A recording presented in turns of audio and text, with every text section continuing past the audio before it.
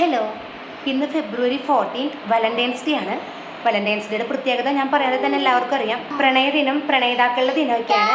അപ്പോൾ പ്രണയിക്കുന്നവരും അതുപോലെ കപ്പിൾസ് ആയിട്ടുള്ളവരും ഒക്കെ ആഘോഷിക്കുന്ന ഒരു ദിവസമാണ് പ്രണയത്തിൻ്റെ ദിവസം. പ്രണയം ആഘോഷിക്കപ്പെടുന്ന ദിവസമാണ് വാലന്റൈൻസ് ഡേ എന്ന് പറയുന്നത്. ഞാനിടയ്ക്ക് ചിന്തിക്കാറുണ്ട്, പ്രണയിക്കാനായിട്ട് അല്ലെങ്കിൽ പ്രണയത്തിന് വേണ്ടി അങ്ങനെ ഒരു ദിവസത്തിൻ്റെയൊക്കെ ആവശ്യമുണ്ടോയെന്ന്. പ്രണയിക്കുന്നവർ എന്നും പ്രണയിച്ചുകൊണ്ടിരിക്കുകയാണല്ലോ. അപ്പോൾ ഇതിൻ്റെ പിന്നിലൊരു കഥയുണ്ട്, ഒരു ചരിത്രമുണ്ട്. അത് നിങ്ങൾക്ക് എത്ര പേർക്കറിയാം? ക്ലോഡിയസ് എന്ന് പറഞ്ഞ ഒരു ചക്രവർത്തി റോം ഭരിച്ചിരുന്ന സമയത്ത് അവിടുത്തെ ക്രൈസ്തവ സഭയുടെ ബിഷപ്പായിരുന്നു വാലന്റൈൻ. ആ സമയത്ത് റോമിൽ വിവാഹം നിരോധിച്ചിരുന്നു ഈ ക്ലോഡിയസ് ചക്രവർത്തി. കാരണം പുരുഷന്മാർ വിവാഹം കഴിച്ചു കഴിഞ്ഞാൽ അവരുടെ യുദ്ധവീര്യം ചോർന്നു പോകുന്നു, അതുപോലെ യുദ്ധം ചെയ്യാനൊക്കെ ആയിട്ട് ആൾക്കാരെ കിട്ടുമെന്നും ഭയപ്പെട്ടിരുന്നതുകൊണ്ട് ക്ലോഡിയസ് ചക്രവർത്തി അവിടെ വിവാഹം നിരോധിച്ചിരുന്നു. അപ്പോൾ ഈ വാലന്റൈൻ എന്ന് പറഞ്ഞ ബിഷപ്പ് ആവട്ടെ പരസ്പരം സ്നേഹിക്കുന്നവരെ കണ്ടെത്തി അവരുടെ വിവാഹം രഹസ്യമായിട്ട് നടത്തി കൊടുക്കാൻ തുടങ്ങി. അപ്പോൾ നമ്മുടെ ചക്രവർത്തി ഇതറിഞ്ഞാൽ പിന്നെ ആൾ വെറുതെ ഇരിക്കുമോ? ആൾ നമ്മുടെ വാലന്റൈനെ പിടിച്ചുകൊണ്ടുപോയി ജയിലിലിട്ടു.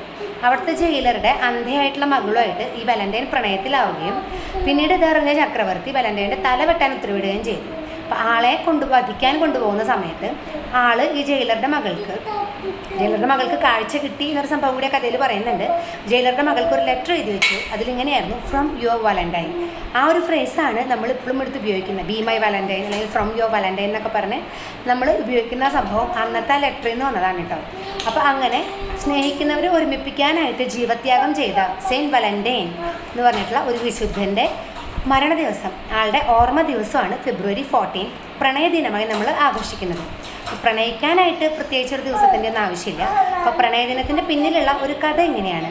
പരസ്പരം സ്നേഹിക്കുന്നവരെ ഒരുമിപ്പിക്കാൻ വേണ്ടി ജീവത്യാഗം ചെയ്ത ഒരാളുടെ ഓർമ്മ ദിനമാണ് ഫെബ്രുവരി 14 വാലന്റൈൻസ് ഡേ.